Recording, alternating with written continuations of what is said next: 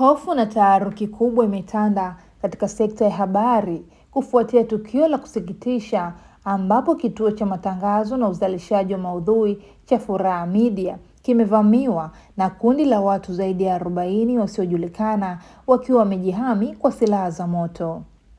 Uvamizi huo wa ghafla uliosababisha vurugu kubwa umeripotiwa kuacha uharibifu mkubwa wa mali na vifaa vya kazi, huku ukivuruga kabisa utaratibu wa shughuli za kawaida za kituo hicho.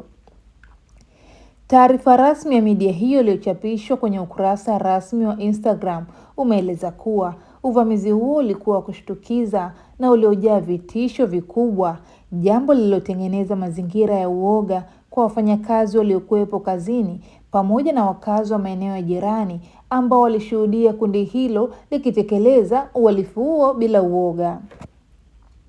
Suala linaloongeza uzito mkubwa na maswali mengi juu ya uvamizi huu wa aina yake ni utambulisho wa mmiliki wa Furaha Media, ambapo taarifa za ndani zinathibitisha kuwa kituo hicho kinamilikiwa na mpwa wa aliyekuwa rais wa awamu ya 5 wa Jamhuri ya Muungano wa Tanzania, hayati Dr. John Pombe Magufuli, anayefahamika kwa jina la Furaha Dominic.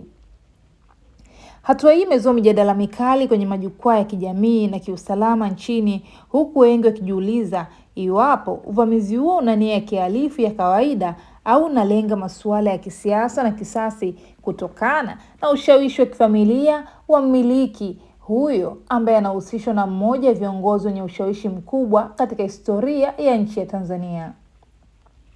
Kufuatia unyama huo, uongozi wa Furaha Media umelaani vikali kitendo hicho na kutoa wito kwa vyombo vya dola kuchukua hatua za dharura kwa kufanya uchunguzi wa kina na wa haraka ili kuwabaini na kuwawajibisha kisheria wale wote waliohusika kupanga na kutekeleza shambulio hilo.